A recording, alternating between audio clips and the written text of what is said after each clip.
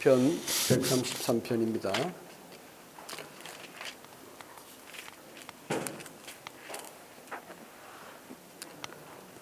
같이 한번 읽어볼까요? 3절밖에 안 되니까 시작. 보라, 형제가 연합하여 동거함이 어찌 그리 선하고 아름다운고. 머리에 있는 보배로운 기름이 수염 곧 아론의 수염까지 흘러서 그 옷에 내림 같고, 헐몬의 이슬이 시온의 산들에 내림 같도다. 거기서 여호와께서 복을 명령하셨나니 곧 영생이로다. 아멘.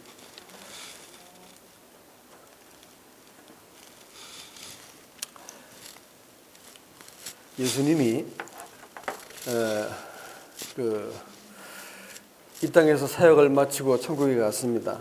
이 얘기는 존 메가더라고 하는 사람이 이제 그래서 제가 읽은 것 같은데, 가브리엘이 예수님께 물어봅니다. 예수님, 당신은 온 백성들을, 세상 사람들을 위해서 십자가에 죽으셨죠? 예, 죽었습니다. 죽었다. 그리고 거기 12명의 제자를 남기셨죠. 그렇다. 근데 거기에 온 백성들을 구원하시기 위해서 12명이면 충분하겠습니까? 이렇게 물어봅니다.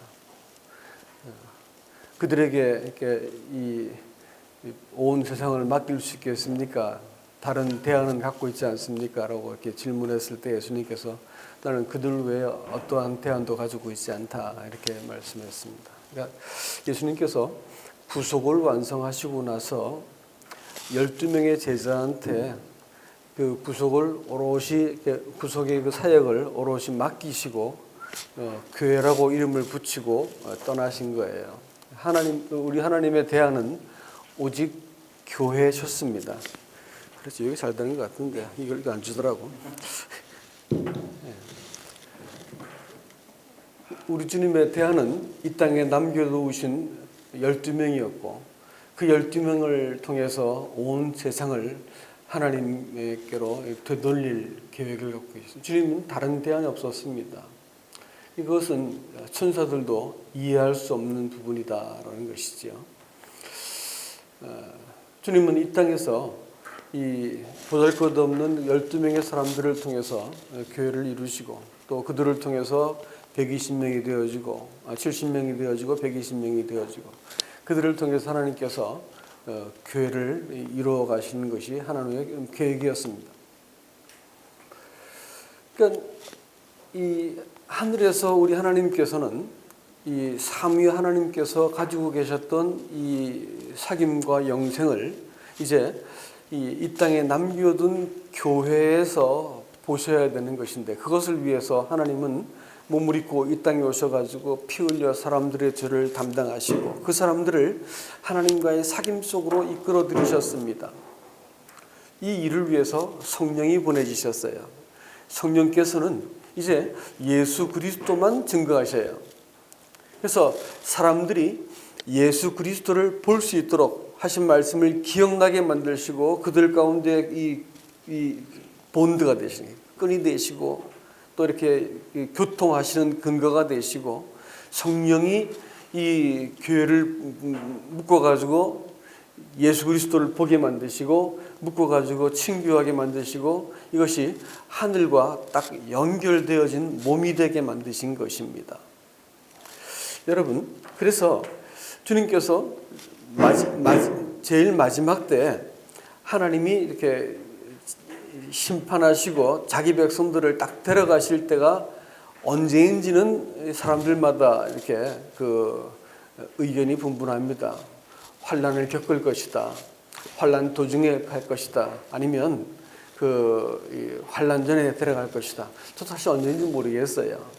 소망은 환난 받지 않고 하면 좋겠지요. 그럼에도 불구하고 하나님은 분명한 목적이 있습니다. 그것은 자기 백성, 자기 신부, 자기 몸을 딱 데려가실 거라는 겁니다. 여러분, 그런데 말이죠. 심판받는 세상과 그 자기 몸된 교회의 차이가 뭐냐면요. 온전히 자기 것이 되어진 자기 것이 되어진 사람들만 딱 데려가신다는 거예요. 여러분, 교회라고 말하는 것이 오늘 아까 제가 좀 재밌는 것을 이렇게 느끼는 것이 뭐냐면, 제가 오늘 해야 될 말씀을 아침에 메모를 해두었는데 그 말씀을 어떤 형제님이 감사를 하더라고요. 그래서 참 이게 좀 특별하다 생각이 들었었어요. 여러분, 이 요한복음 17장 말씀에서 성도, 다시 말하면 몸된 교회가 받을 영광의 근거가 있습니다. 이게 뭔지 아십니까? 교회가 받게 되는 영광이 어떤 큰 일을 하고 얼마나 큰 교회를 모았고 뭐 이런 것 가지고 말하는 것이 아니고요. 하나님이 교회를 영광스럽게 영접하실 수 있는 딱 하나의 이 보상하는 지점이 어디냐면, 저희가 우리와 같이 하나가 되게 하옵소서라는 거에 대해서요. 성도가 이 땅에서 몸된 교회를 이루기 위해서 내가 나 자신을 주님처럼 나 자신을 이렇게, 그분이 육신을 입고 이 땅에 내려오지 않습니까? 내려왔다고 하는 표현이 자기를 낮추어서 우리와 같이 격을 맞추신 것이거든요. 이 교회가 그리스도의 피로 구속을 이루시고 다 했어요. 다 했는데 제일 마지막 문제가 뭐냐면 하나가 되는 부분입니다. 그리고 사단이 아주 극렬하게 저항하는 지점이 두 가지가 있습니다. 그것은 이 복음의 영광의 광채를 비치지 못하게 만드는 것이 하나의 사단의 사역이고요. 또 하나가 뭐냐면 하나가 되지 못하게 만드는 거죠. 저는 사실은 여기 와가지고 교제를 하면서 느끼는, 예배를 드리면서 느끼는 이 감동이 있습니다. 저는 사실 교회 와가지고 사람들이 하는 말이라든지 뭐 예배 드릴 때 뭐 이런 거 다 주목해서 보는데 하나 느껴지는, 보이지 않는 어떤 그런 것이 있습니다. 이게 뭐냐면 여러분들 가운데 계신 그리스도가 보이는 거예요. 그게 느껴지더라고요. 그분이 이분들한테서 존중이 여김을 받고 계시구나라는 것이 이렇게 느껴졌습니다. 그럼 그렇게 되면 마음속에 동일한 감동이 오고 나도 이렇게 한 일원이 되어가지고 예배를 드릴 수 있는 힘을 얻게 되죠. 동질성을 딱 느껴집니다. 교회는 어떤 사람보다도요, 그들 가운데 계신 그리스도가 보이면 교회가 살아있는 거예요. 여러분, 제가 지난 시간 잠깐 말씀드렸지만 성경을 이렇게 구약 성경을 지지하고 있는 두 기둥이 있는데, 그것은 다윗과 아브라함이라고 했죠. 아브라함은 믿음으로 구원을 얻는 그 근거입니다. 그래서 예수님은 아브라함의 믿음을 완성하시고 증명하시기 위해서 이 땅에 오신 분이세요. 믿음으로 얻는 구원 말이에요. 그걸 위해서 예수님께서 그 약속의 후손이 되시고 또 이렇게 찢겨진 그 베리티가 된, 줄로 갈라져 버린 그 언약의 피를 흘린 그 짐승이 되셔가지고 아브라함과 맺은 언약을 완성하시기 위해서 오신 분이세요. 그것은요, 복음의 딱 반쪽입니다. 여러분, 이 마태복음 1장 1절에 볼 것 같으면 아브라함과 다윗의 자손 예수 그리스도의 세계라되어 있지만, 영어 성경을 보고 원어 성경을 보니까 순서가 바뀌어 있어요. 아브라함이 아니고 다윗이 먼저입니다. 성경이 주목하는 것은 다윗이에요. 다윗은 하나님의 통치를 말하는 것입니다. 왜 구원했냐? 하나님께서 우리를 너무 사랑해서 구원했다. 그건 유치원에서 통하는 얘기입니다. 왜 구원했냐? 하나님 나라를 위해서예요. 성경을 딱 펼 것 같으면 창세기 1장 1절 말씀이 베레시트 이렇게 시작합니다. 벳이라고 하는 말은 집이란 뜻이에요. 히브리 알파벳 두 번째 글자 베트는 집을 말합니다. 레시트는 시작하다는 말이거든요. 집의 시작이에요. 하나님의 집의 시작이 바로 성경입니다. 그래가지고 맨 마지막에 한 가정이 완성되죠. 남편이 그리스도, 신부가 교회입니다. 그래서 한 집이 만들어지는 과정이 성경의 모든 과정이에요. 하나님은 그 집을 짓기 위해서 다윗의 집, 아브라함의 집을 이렇게 세우시죠. 그리고 나중에 하나님의 집은 교회라고 부르는 하나님의 집을 세우는 거예요. 그래서 사람이 내가 무엇을 하든 어떤 역할을 하든 보이든 보이지 않든 드러나든 드러나지 않든 하나님의 교회를 가슴에 품은 사람들을 하나님께서 가장 소중히 다루시죠. 그래서 그분들이 몸된 교회를 이렇게 하나로 이루어내고, 교회가 하나가 되기 위해서 내가 어떤 역할이든 어떤 위치에 있든지 교회를 섬긴 것에 대해서 영광이 있다, 이렇게 말을 합니다. 여러분, 가정생활도 마찬가지인 거 혹시 아세요? 가정은 작은 교회거든요. 가정이 둘밖에 없으면 그거 집이라 안 부르고 집구석이라 부릅니다. 네? 남편이 세냐 아내가 세냐? 남편이 좀 화당이지 않습니까? 보면 뭐 맨날 실수할 투성이고 잔소리만 듣는 거죠. 우리나라 사람들이 일본 여자들을 좋아한다는데 왜 좋아하냐 물어보면 한결같이 일본 여자들은 바가지를 안 굽는다 그러더라고. 재미가 없을 것 같아, 사는 재미가. 근데 아무튼 뭐 이 둘만 있으면 집이 아니고 집구석이단 말이야. 둘밖에 없으니까 네가 쓰냐 내가 쓰냐 삐지고 싸우고 뭐 들고 볶고 하지 않습니까? 셋이면 문제가 틀려져요. 누가 계신 거지요? 하나님이 계신 거예요. 하나님이. 그러면 하나님이 계시면 그걸 누가 알아보는 줄 아세요? 자식들이 알아봐요. 놀랍더라고요. 자식들이 알아보더라고. 문제가 생기고 어떤 위기가 만나고 왜 문제가 없어요? 우리도 자식이 넷이니까 문제 주성이에요. 그런데 두 사람이 경외하는 분을 알고 있고 그분을 섬기는 것을 알고 있으니까 애들이 범위를 안 벗어나더라고요. 지금 다 넷이 다 몸된 교회 잘 섬기고 있습니다. 둘이 아니고 셋이면 사람들이 알아보는 거예요. 교회도 사람들끼리 모인다라 생각하기 때문에 지지고 볶고 싸우고 다투고 쪼개고 나가고 이런 형편없는 짓들을 하는 거예요. 다윗의 하나님을 보지 못하면, 다윗을 통해서 세우고자 하는 하나님의 집, 하나님의 통치가 가능한 집을 보지 못하면 사실은 복음은 반쪽인 거예요. 그러니까 자꾸 사람을 세워서 조직을 만들고 뭐 이렇게 교주같이 노릇하고 이런 짓을 하는 거고요. 교회도 힘센 사람이 막 내가 한껏 하니까 내 말 안 들어 나가 뭐 이렇게 자꾸 막 싸우는 거예요. 그건 사실 하나님의 교회가 아닙니다. 사실은 하나님의 교회는요, 한 명이 몇 명이 모이든지 그 가운데서 누군가 계시면 되는 거예요.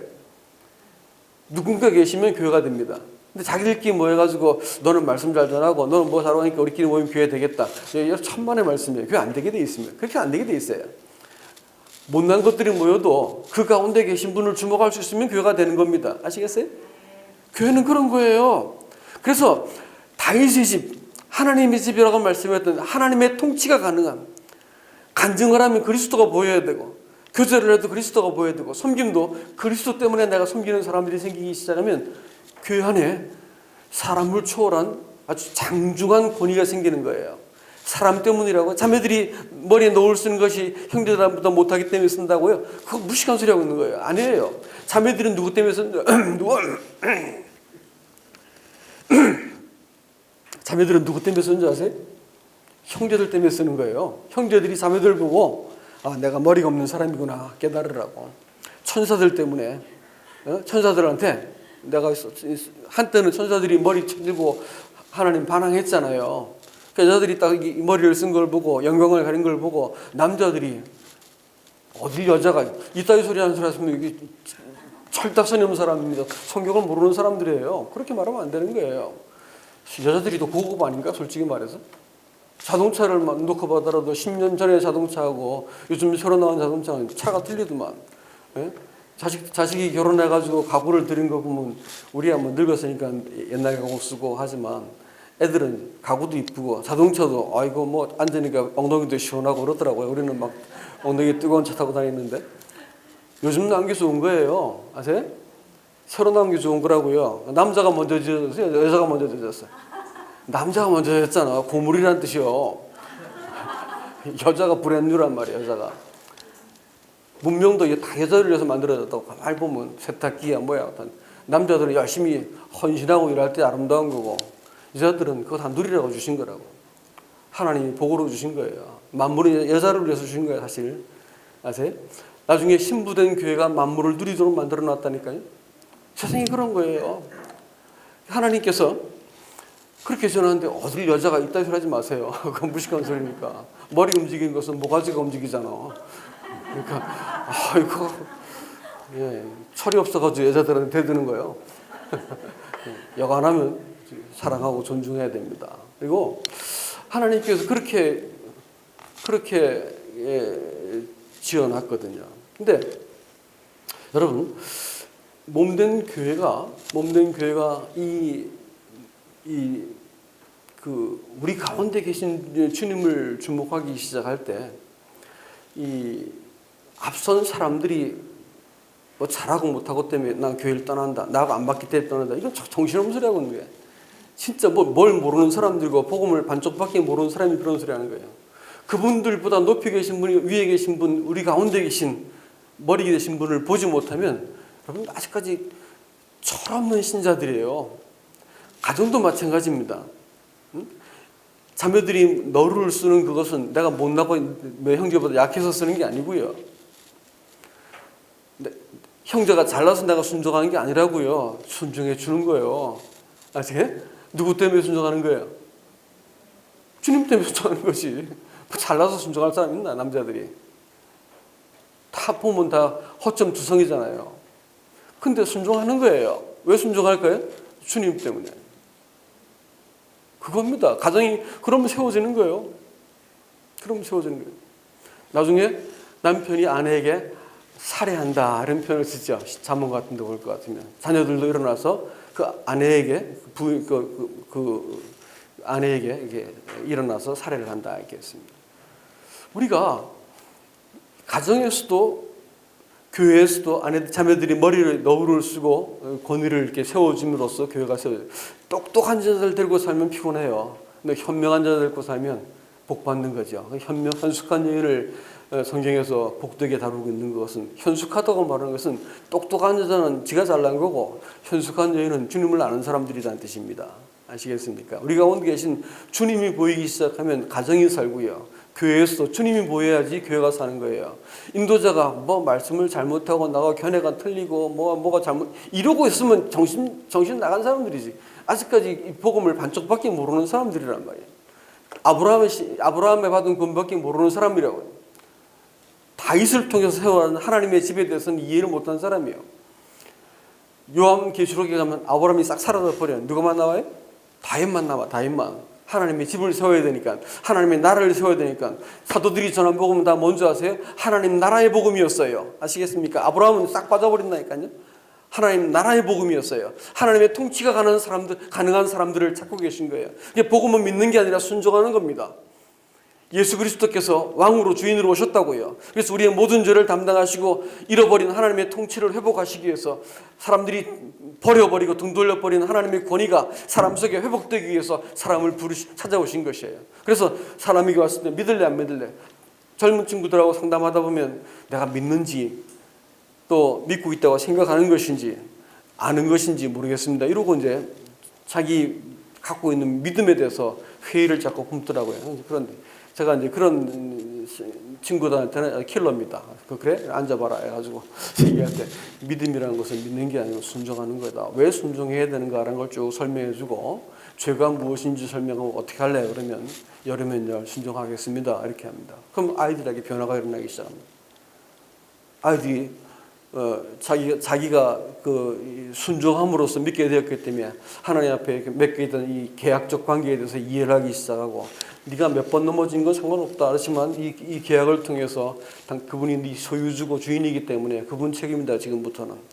이전까지는 네가 죄지으면 네가 형사적인 문제였고 했지만 지금부터는 하나님의 자식으로 하나님께서 너를 다루실 거니까 걱정하지 마라. 그러나 네 정직하게 하나님과의 관계 속에서 이 죄에 대해서는 분명한 고백을 해야 된다. 애들이 딱 알아듣습니다. 여러분, 그런 것이에요. 하나님은 우리한테 지금 뭘 세우려는 거예요? 하나님의 집을 세우려고 하는 거예요. 교회가 뭐라고요? 하나님의 집이라고요. 자, 그래서 요한복음 17장에서 그 결론적인 맨 뒷부분에 딱 친 부분이 뭐냐면, 저희로 우리와 같이 하나가 된 것을, 저희도 하나가 되기 원합니다. 이렇게 말하고, 이 하나가 된 것에 대해서 하나님께서 저에게 영광이 있도록 해달라는 기도를 하고 계세요. 그러니까 우리가 이 땅에서 무엇을 잘하고 수고를 많이 하고 다 하나님께서 복 주시죠. 그렇지만 하나님께서 주목하시는 복은 딱 한 가지예요. 하나 되길 힘썼는가라는 것이죠. 사람들한테 내가 사람들하고 교제를 한 데 있어 가지고 하나 됩시다 이런 얘기가 아니에요. 하나 되는 방법은 하나밖에 없습니다. 아버지가 한 분이시면 돼요. 아버지가 하나님이기 때문에 하나님이라 할 것 같으면 우리는 형제가 되는 거 아니겠습니까? 그렇죠? 그러니까 한 아버지가 뚜렷할 것 같으면 형제 되기가 쉽습니다. 두 번째는 저 사람하고 교제를 하는데 나는 말을 하는데 사람 솔직하게 말을 안 하네. 이런 사건 이제 내가 뭘 하고 났더니 삥 돌아와서 뒤통수를 맞았어. 아니 교제를 했는데 그걸 딴 사람한테 말을 했단 말이야? 이래가지고 이제 상처를 받고 막 비명을 질러댑니다. 여러분 예수님이 우리와 함께 되기 위해서 형제가 연합하여 동거함이 있는데 연합이란 말이 함께하다는 뜻이에요. 동거하다란 말은 단어 자체가 히브리 단어 자체가 터 위에다가 무엇을 세운다 뜻입니다. 함께 터 위에다 무엇을 세운다. 의미가 심상치 않지 않습니까? 그렇죠? 우리의 영원한 터는 누굴까요? 예수 그리스도예요. 교회는 예수 그리스도의 터 위에 세워진 것을 교회라고 부르는 거지 않습니까? 그러니까 성도가 연합하여 동거함이라는 것은 함께라는 단어가 그리스도께서 십자가를 지기 위해서 이 땅에 사람과 하나가 되기 위해서 이 땅에 내려올 때 이 함께라는 단어를 쓰고 계세요. 같은 단어입니다. 자, 이게 여러분 네가 나를 인정하지 않아? 내가 너보다 못하단 말이야? 네가 나를 무시해서 이러고 있으면 어떻게 될까요? 교제가 될까 안 될까요? 그럼 교제가 안 되는 거예요. 내가 내려가기로 작정하면 어떻게 할까요? 그건 문제가 없어요. 주님 때문에 내가 기꺼이 내 허물을 얘기하고 내가 못난 것을 솔직히 인정하고 그럴지라도 내가 하나님 앞에 사랑받은 내가 이렇게 하나님 나를 사랑하고 계시다는 것을 내가 확신하는 사람을 누가 비웃어요? 누가? 뒷담 맞힌 사람이 잘못한 거지. 그렇죠? 교회는 이런 의미에서 이 함께라고 말하는 의미에 대해서 명확하게 이해하셔야 됩니다. 내려가는 길이거든요. 내가 나를 낮추기로 작정하면 교제가 안 될 게 없습니다. 내가 너한테 안 지고 손해 안 보려고 들기 때문에 교제를 거부하는 것이지 내려가려고 들면 문제가 없습니다. 동거함이 세워간다는 뜻이죠. 이게 얼마나 기가 막히냐면 보라 이렇게 말하면서 어찌 그리 선하고 아름다운 거라고 하면서 감탄을 합니다. 선하다고 말한 것은 토부요. 그것은 하나님이 천지를 지어놓으시고 이 감동을 못 이기셔가지고 보기에 참 힘이 좋았더라고 할 때 그 선하다는 말입니다. 교회가 성도들이 스스로 자기를 낮추어서 함께 교제하고 또 하나됨을 깨뜨리지 않는 이 교제를 하기 시작하고 또 섬기기 시작할 때 하나님 볼 때 그 선으로 사람이 복귀하는 거예요. 선하고 아름다운 거예요. 기뻐하다는 말입니다. 여러분 이 우리의 사귐을 너에게 전한 것은 우리의 기쁨이 충만하게 하려 함이라. 복음을 전하고 이 사귐이 딱 통할 것 같으면 마음속에 기쁨이 찾아옵니다. 그러나 진짜 기쁨은 뭐냐면요, 성도가 요한복음 17장을 아침에 일어나서 묵상을 했었는데 그것은 우리가 내가 아버지께로 간다 이게 아버지께로 가기 때문에 기뻐하라고 요한복음 14장도 이렇게 말을 하고 있습니다. 주님께서 이 땅에 강림하실 때에 너희에게 임할 그 은혜를 너희가 온전히 사모하고 기다리라 이렇게 말했습니다. 우리가 이 땅에서 이름 없이 또 조그만 교회에서 주의 이름 때문에 주의 권위 때문에 우리 가운데 계신 그리스도 때문에 교회를 섬긴 것에 대해서 우리가 상상할 수 없는 복을 받게 될 것입니다. 우리는 다 헤아릴 수 없지만 주님 반드시 약속하신 대로 복 주실 것입니다. 이 땅이 전부면 예수 믿는 것이 거짓됩니다. 구원은 믿음으로 받는다고 하는 것은 구원받는 방법이지만 구원의 본질을 얘기할 때는 소망으로 받는 것입니다. 구원은 소망으로 받는다는 말이 시편에 자주 나옵니다. 또 베드로서에 나오고요. 구원은 소망으로 받는 거예요. 이 땅을 소망하는 사람들에게 깨달은 복음이라는 것은 이 땅에서 내가 구원받았으니까 자유롭게 살겠다고 하는 방자한 태도가 되고 반드시 복음은 부패하게 되어 있습니다. 오늘날 복음을 말하는 사람들이 많이 있지만 그들이 부패한 목적은 그들의 목적지가 이 땅이 아니라 주님과 그 나라가 아니라 이 땅이기 때문에 그렇습니다. 강남에 복음이 먼저 들어갔어요. 아세요? 우리나라에 복음 처음 들어올 때 강남 사람들이 먼저 믿었어요. 그래서 그 사람들이 복음을 잘 알아요. 그렇지만 그분들이 변화가 일어나지 않습니다. 금방 부패해버리죠. 복음파 사람들이 예수를 잘 믿었어요. 근데 그분들이 관심이 이 땅이었어요. 그러니까 복음이 금방 부패해버렸습니다. 성도는 구원을 소망으로 받는 거예요. 우리의 소망이 어딜까요? 이 땅일까요? 아닙니다. 지나가는 거예요. 지나가는 거예요. 이제 겨우 65세밖에 안 됐는데 인생을 돌아보니까 이 땅은 머물 곳이 아닌 게 확실합니다. 머물 곳이 아니에요. 우리의 소망은 주님과 그 나라입니다. 잠시 잠깐이면 우리가 주님 뵙게 될 거예요. 근데 주님 딱 한 가지만 갖고 보상하세요. 우리가 그 아들께서 우리와 함께 하시기 위해서 내려오셔 자신을 낮추시고 또 자신의 터 위에 우리를 올려놓으시고 교회를 세워왔던 것처럼 똑같은 그 길을 따라가지고 내 자신을 낮추어서 몸된 교회를 내 위에 세우기 위해서 형제를 받아내고 자매를 받아내고 교회 굳은 일들을 받아내고 숨은 자리에서 교회를 위해서 기도하고 여러분 이렇게 교회를 사랑하고 함께 된 것에 대해서 주님께서 저희가 하나 되게 없어서라고 말씀하신 이후에 거기에 대해서 영광이 있겠다라고 말씀하십니다. 교회가 우리가 하나님의 영광에 참여하고 그 영광 가운데서 우리가 하나님께 기쁘게 영접되는 길은 딱 하나밖에 없습니다. 뭐라고요? 교회 사랑하는 겁니다. 우리 가운데 계신 주님을 우리가 섬기는 거예요. 우리 가운데 계신 주님이 딱 보일 것 같으면 사람 때문에 상처받았네 이따위 시시한 얘기하지 않습니다. 이 교회 저 교회 돌아다니며 찾아다니는 거 이런 형편없는 짓 하지 않아요. 주님이 보내셨으면 가는 거고 보내셨으면 오기도 하는 거 이렇게 돼야지. 내가 봐가지고 내 마음에 맞는 내 구미에 맞는 교회를 찾아다닌다. 지겹게 많이 봤습니다. 그러나 그분들 중에서 제대로 예수 믿는 사람 별로 못 봤어요. 그런 사람들. 우리는 이 땅에 보내심을 받은 사람들입니다. 우리는 물을 건넌 히브리인들이요. 히브리인들이란 말이 물을 건넌 다시는 돌아갈 수 없는 길을 들어온 사람이에요. 우리는 못 돌아갑니다. 세상으로. 아시겠습니까? 우리는 그런 사람들이요. 세상으로는 못 돌아가요. 우리 갈 길은 하나밖에 없습니다. 네? 우리 주님께서 우리를 부르신 그 자리까지 가는 거예요. 그래서 구원이라는 말과 동의어로 쓸 수 있는 유일한 단어가 하나 있는데 부르심이란 말입니다. 우리는 그 부르심을 따라서 부르심은 부르신 분 앞에까지 가는 것이 구원이에요. 구원은 받아놓은 것이 아니고 구원은 구원하신 분께로 가는 거예요. 그래서 부르심이라고 부르는 겁니다. 부르신 자리까지 가지 못하는 구원은 거짓된 구원입니다. 하나님께서 우리를 부르셔가지고 죄를 사하시고 우리를 태면하시고 부단히 우리 인생 가운데 우리를 위해서 기도하시고 탄식하시고 인도하셔서 우리를 하나님께서 부르신 그 자리까지 이끌어 가시는 것이 구원인 것을 믿으시기 바랍니다.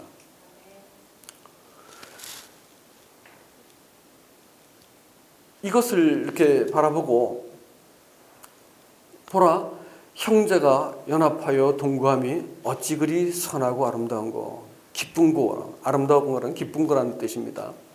그러니까 이렇게 해놓고 나서 그것은 이 영생이 두 가지로 나타나는데 그 기쁨을 두 가지로 표현하는데 제일 먼저는 제사장의 임직식 형태로 나타납니다. 그것은 임직식 할 때 이 향유를 머리에 부어가지고 이렇게 쭉 흘러내려가지고 옷깃까지 내려갑니다. 근데 성경이 머리에서 부어가지고 발끝까지 이렇게 말하지 않고 수염을 통해가지고 옷깃까지 이렇게 말을 합니다.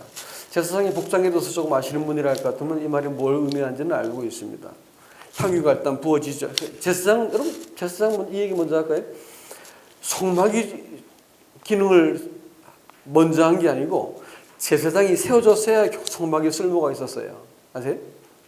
제사장보다 성막보다 제사장이 더 중요했다고요. 제사장이 세워졌어야 기름 임직식을 해야만 비로소 기능이 가능한 거예요. 교회가 건물 있고 사람 다 채워주고 예수 노래 불러대도 이게 기능을 하고 세상을 향해서 향기를 내고 어떤 이 영혼들이 이 교회를 통해서 나를 통해서 힘을 얻고 세워지는 것은 이 임직식을 해야 되는 거라고. 근데 이 임직식에 대해서 막 성경이 말하고 있는 거예요. 성도가 연합하기 시작할 때, 그릇이 만들어지기 시작할 때 비로소 교회가 이 힘을 얻는 것입니다. 여러분, 이 세상에서 가장 강한 것을 중국 사람들이 뭐라고 얘기하냐면요, 가정이다 이렇게 말을 하더라고. 중국 사람들은 가정이 제일 강하다. 우리나라 사람들은 그렇게 말하는 게 참 유감스러운데 이 세상에서 가장 중요한 게 뭐냐 했더니 서양 사람들도 가정이었는데 우리나라 사람은 동의어 그랬더라고. 걱정스러워요. 우리나라가 지금 요즘 제정신이 아닙니다. 네? 이 세상의 원리, 이 세상의 모든 사람들이 갖고 있는 관계를 한 가지로 설명해 보면 힘의 관계입니다. 힘센 사람, 돈 많은 사람, 똑똑한 사람, 이런 사람을 중심으로 이렇게 피라미드같이 이렇게 밑에 구조가 만들어지고 회사가 만들어지고 가정이 만들어지고 이렇게 교회도 그러더라고요. 그건 사실 마귀적인 것이고 세상적인 원리입니다. 하나님의 교회는 힘의 원리가 아닙니다. 하나님의 교회는 관계의 힘입니다. 관계의 힘. 힘의 관계하고 관계의 힘은 다른 얘기예요. 관계가 사람과 사람 사이에 보이지 않는 관계가 다 엮어질 것 같으면 그 관계가 품위가 있고 헌신적이고 진지하고 사랑하고 서로를 배려하는 아주 이 깨끗한 관계가 딱 맺어지면 사람들이 보고 나서 그 관계 속에 들어오고 싶어서 사람들이 머무는 거예요. 그물을 놓고 보더라도 그물과 그물 사이에 이렇게 여긴 공간 속에 물고기가 걸린 거 아닌가요? 교회가 이런 사랑하는 관계가 맺어지면 보이지 않는 이 관계 속에 영혼들이 걸리고 교회의 진정한 힘은 이 관계의 힘이 얼마나 강한가에 있습니다. 강한 사람을 가지고 사람들이 모이기 시작하면 그 사람의 결점을 바라보는 순간 교회는 떠나버리죠. 그러나 이 관계의 힘이 만들어지고 그리스도 때문에 내가 저분을 사랑하고 저 약점을 내가 안고 싶다라는 생각이 들기 시작하면 교회가 얘기가 달라지기 시작하는 것입니다. 교회는 이게 중요한 거야. 보이지 않는 힘이 관계의 힘이 교회를 유지하도록 만들어야 됩니다. 아시겠습니까? 교회가 그래야 되는 것입니다. 그래서 이 머리에서 향유가 부어지니까 온 그 공간이 향유 냄새로 가득했습니다. 그리고 흘러간 이 향유가 어디까지 흘러갔다고요? 옷깃까지 흘러갔어요. 제사장의 옷깃은 두 가지 이 금방울하고 석류가 이렇게 수놓아서 이렇게 끝을 쭉 매달고 있어가지고 움직일 때마다 금방울 소리가 났습니다. 지성소 들어가가지고 움직일 때 금방울 소리가 멈추면 끈을 메고 들어가서 사람을 끄집어냈다 그래요. 이제 죽었으니까. 거기서 합당치 않은 생각을 하고 합당치 않은 행동을 하면 죽기도 했던 모양입니다. 근데 그것은 금방울, 석류 이렇게 할 때 석류라고 하는 것은 뭔지 아시죠? 딱 쪼개면 어떻게 됐습니까? 붉은 핏빛의 과육이 있고 그 안에 씨가 들어있습니다. 아름다운 이 과실 안에 과육이 그렇게 담겨 있죠. 복음을 상징합니다. 복음을 상징하죠. 이 석류와 금방울은 복음을 상징합니다. 교회가 아론의 수염이라는 말을 굳이 쓰는 것은 질서를 말하는 거예요. 성령께서 무질서하게 나는 하면서 자기 생각과 뜻을 앞세우고 사람들끼리 이해를 맞추고 조정을 잘해가지고 교회가 만들어지는 게 아니고 질서가 있는 거예요. 내가 이런 합리적인 생각이 있고 뜻이 있다 할지라도 물론 열심을 가지고 교회를 이렇게 섬겨주시는 분들이 계시죠. 그렇지만 조심해야 될 게 있어요. 그것은 하나님께서 선한 질서를 따라서 교회를 움직이게 하기 때문에 굳이 그걸 막고 방해하고 어딜 젊은 것이 이러고 막지는 않으실 거예요. 그렇지만 그럼에도 불구하고 하나님께서 동의하시는 지점이 있다는 거예요. 무질서하게 절대 되는 법이 없어. 하나님의 교회는 이 질서를 따라 쭉 세워지면서 그 향기롭고 영혼들이 담길 만한 사역이 가능한 제사장으로서의 임직이 딱 이루어지는 것이다 말이죠. 영생은 이 질서 안에서 이루어진다는 것을 아시기 바랍니다. 보이지 않는 하나님의 권위에 대해서 인정을 우리가 하지 못하면 그 영생의 사역이 나타나지 않습니다. 무질서한 사람들끼리의 이 친한 것, 사람은 개인적으로 친분이 있다 이런 것들은 우리는 야합이라고 그러죠. 종국에 그것은 교회에다 암이 되더라고. 그것이 아닙니다. 어떤 사람들이 좋아서 그 사람들과 와서 때를 짓고 인간적으로 친해지고 이것을 여러분들을 친교라 생각하지만 그건 절대 친교가 아니고 암입니다. 우리 가운데서 머리 되신 분을 주목을 하고 그 선한 질서 안에서 우리가 함께 은사를 따라서 섬기고 존중해주고 이렇게 되어지는 이 선한 질서가 하나님의 교회를 세워가시는 것을 꼭 기억하시기 바랍니다.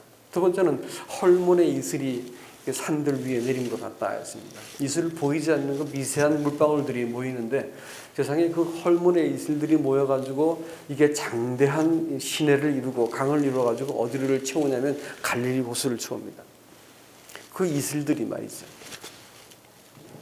이슬이 내리면 소리가 들리기를 합니까? 눈에 잘 보이기를 합니까? 그렇지만 보이지 않는 하나님의 이슬은 늘 하나님의 은혜를 상징하는 것인데 그것이 촉촉히 젖어가지고 충분히 만물을 살리고 다른 사람에게 흘러갈 수 있을 만큼 넉넉한 것이 된다는 것이에요. 교회는 그런 것이에요.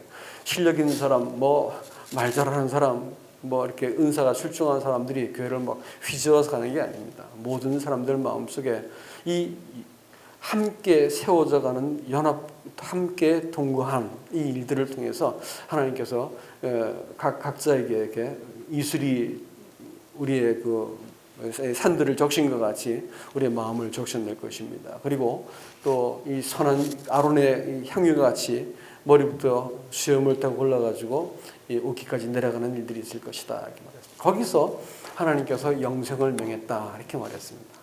영생을 명령하셨어요. 그것은 반드시 일어난다는 얘기지요.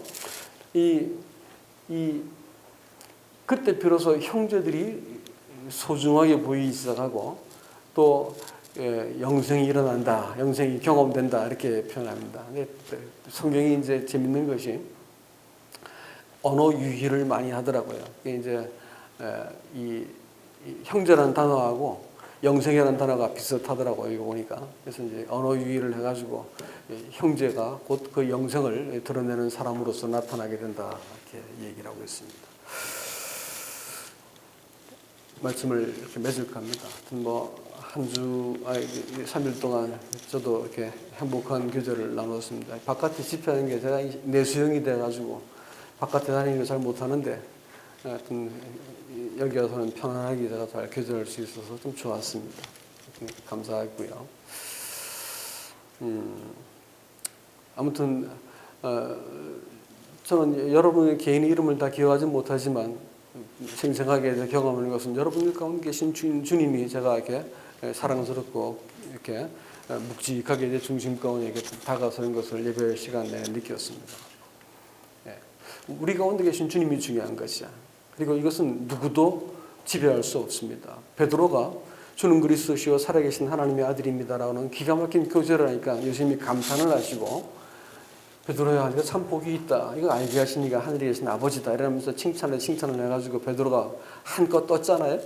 또 예수님께서도 감탄을 하고 이게 놀라운 말을 했습니다. 네가 알게 한 게 아니라 하나님께서 알게 하셨어.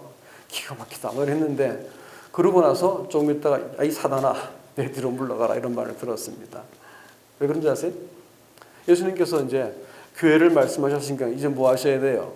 십자가 지셔야 할 거 아니에요. 그래야지 이제 교회가 세워지니까. 그 얘기했더니 돌연 이 베드로가 돌아서 가지고 예수님께 가나에 이르되라고 했는데 영어 성경은 리뷰크라고 말합니다. 그게 뭘까요? 책망하다 합니다. 예수님 좀 철없는 소리 좀 하지 마시오. 내가 다 알아서 할 테니까 그런 소리 하지 마시오. 내가 다 가서 예루살렘에 가가지고 내 위정자하고 또 만나가지고 딱 싣고 자들하고 내가 타협을 해가지고 나라를 팍 세워버릴 테니까 그런 말 하지 마시오. 그런 짓을 하고 있습니다. 똑바로 한 거야. 그러니까 예수님께서 듣고 있다가 가소롭죠. 피조물이 말이지. 제자가 선생한테 것도 피조물이 하나님한테 그따위 소리를 한 거예요. 사람이 잘 나가면 그렇게 됩니다. 아세요? 그래가지고 그 훌륭했던 사도가 이 사단아 내 뒤로 물러가라 이렇게 말해요. 사람은 아무리 신령해도 그렇게 되는 거예요.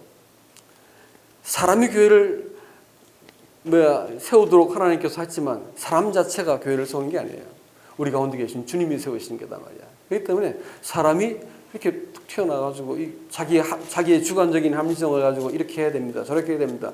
우리 장로님들은 왜 안 하는지 모르겠다고 하면서 따지고 이러면서 막 이렇게 하려고 해. 그래서 안 되는 겁니다. 우리 가운데 계신 주님이 중요한 거예요. 내가 중요한 게 아니라고요. 우리 가운데 계신 주님이 중요한 거예요. 우리는 얼마든지 그렇게 될 수 있는 사람이기 때문에 베드로같이 될 수 있는 사람이기 때문에 우리는 누구한테든지 견제를 받아야 되고 형제자매들의 교제를 들어야 됩니다. 누구를 세우기 위해서요? 우리 가운데 계신 주님을 세우기 위해서.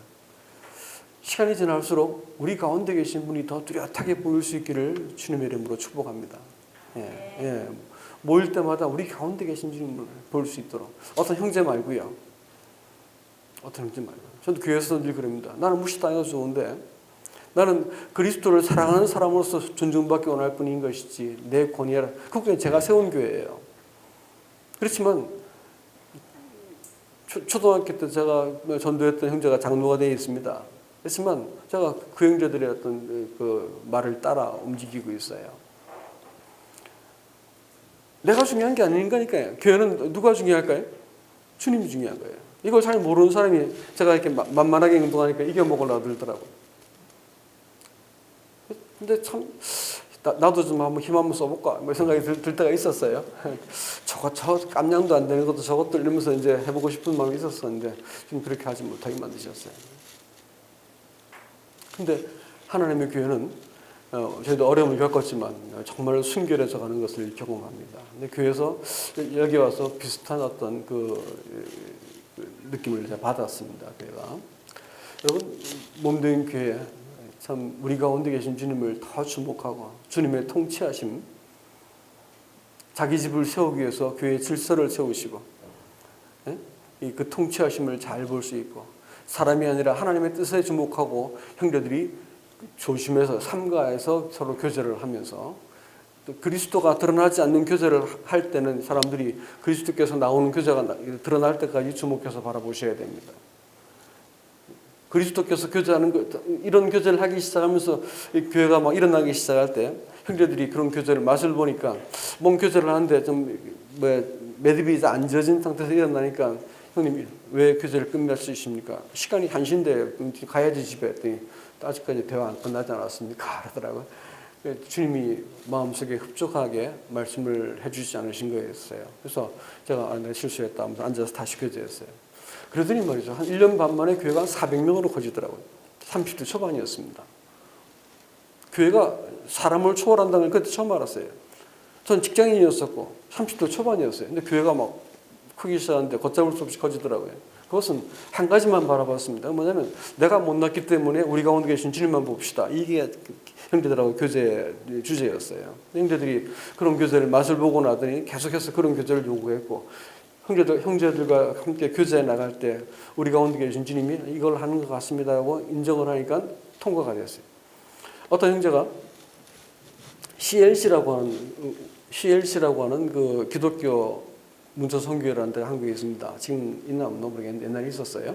근데 그것이 모임 사람들이 유럽에 있는 모임 사람들이 갖고 있던 그 문서 선교회였습니다. 한국에는 이제 박용호 목사라고 하는 이제 사람이 했는데 그 사람도 우리랑 알고 있던 사람이었습니다. 그분이 와서 간증을 했는데 한국은 이미 기독교화된 나라이기 때문에 저 출판사를 철수하자 이렇게 이제 어떤 내부적인 그 결정을 내리고 최종적인 결정을 내리기 위해서 6명이서 유럽에서 와가지고 이제 한국에 머물렀어요. 근데 그분들이 일주일간 기도하고 나서 결정하겠다 하면서 교제도 하고 기도도 하는데 이 박용호 목사라는 사람은 이제 마음이 급한 거죠. 이 사람들의 결정에 따라서 이제 없어지기도 하는 거니까.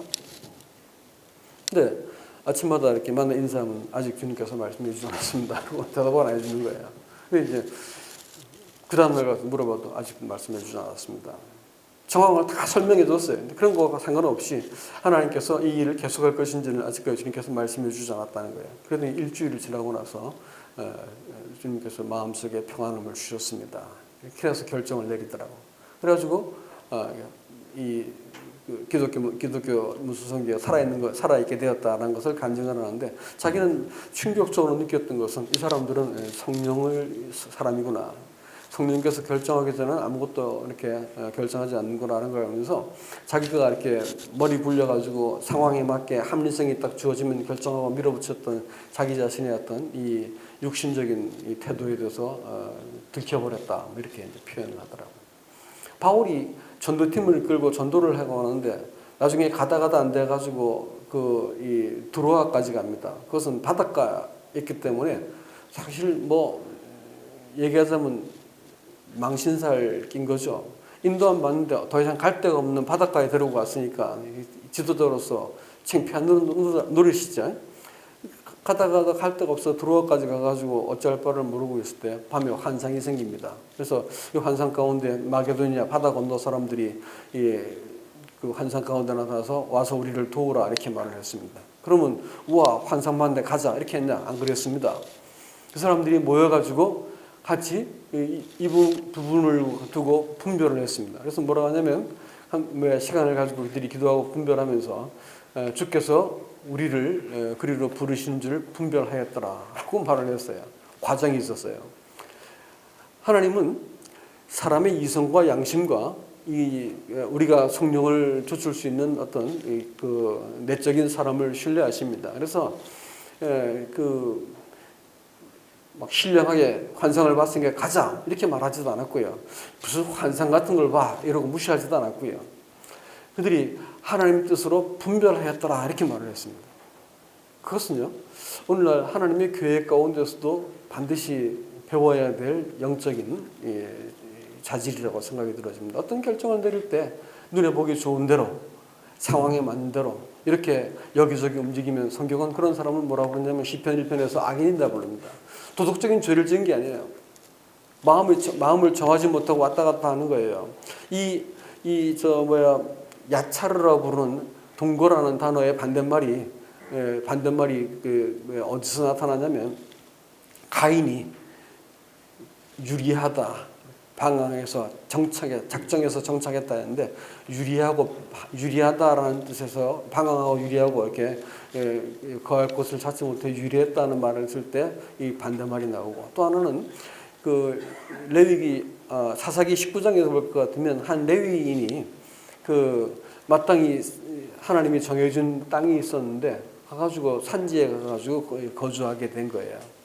거할 곳을 찾으러 가다가 거기 거하게 됐다. 뭐 이런 얘기할 때 이렇게 사람이 이렇게 유리하다가 거할 곳을 찾게 되었다라는 표현을 할 때 그 단어가 또 나오더라고요.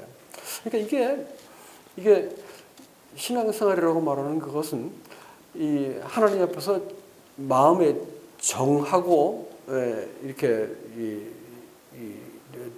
자리를 잡고 무엇을 세워나가듯이 딱 중심을 잡고 서는 것이 중요한 것이다라는 것을 알 수 있고, 그렇지 못한 것은 다 악인한테 표현된 것이에요. 이 시편 1편에 나타나는 악인들은 바람에 나는 겨와 같다 했습니다. 상황에 따라서 모양은 똑같이 생겼는데 후 불면 이리 날아갔다가 후 불면 이리 왔다가 왔다 갔다 하는 것이죠. 겉으로 봐서 알고 구분이 안 가. 근데 상황 따라서, 내 필요 따라서, 내 이익 따라 가지고 여기저기 움직이면 뭐라고요? 성경은 그걸 악인이라고 부르는 거예요. 죄 지은 사람들이 아니고 그걸 악인이라고 부르는 거예요. 하나님이 그 마음속에 통치자가 아니신 거예요. 늘 지가 원하는 대로 찾아다니니까 좋은 것만 하고 찾아다니는데 나머지 인생이 뒤로 갈수록 꿉꿉해지는 거란 말이야. 나중에 영광이 없는 구원을 받을지도 모른다. 예수 믿는 건 그겁니다, 여러분. 지금 여기에서 하나님의 통치를 인정하고 받으셔야 되는 거예요. 그리고 또 하나님이 내 길에 대해서 어떻게 인도하시는지, 또 몸된 교회를 어떻게 인도하시는지 내가 신중히 분별하고 결정하고 따르는 일들을 배우는 것이 중요합니다. 특별히 젊은 분들은 그러해요. 왜냐하면 이성보다도 열정이 더 앞서는 시기가 젊은 시기이기 때문에 어떤 분들이 생겼다 할 것 같으면 혼자 결정하지 말고 함께 이렇게 교제하면서 우리 가운데 계신 분께서 어떻게 말씀하고 다른 형제를 통해서 내게 뭐라 말씀하시는지를 참 많이 들어보고 나서 뜻을 분별하는 것을 배운다면 교회의 소망이 있을 것입니다. 몸된 교회 가운데 보이지 않는 주님, 보이지 않는 권위, 또 우리 가운데 서신 이 주님에 대해서 더 주목하시고 소중히 여기고 사랑하는 여러분이 될 수 있길 바랍니다. 그래서 이 연합과 친교가 실질적 의미에서 우리 가운데서 이 교회를 이루어내는 이 일들이 나타날 수 있기를 바랍니다. 긴 시간 감사드립니다. 말씀 잘 들어주셔서 감사합니다.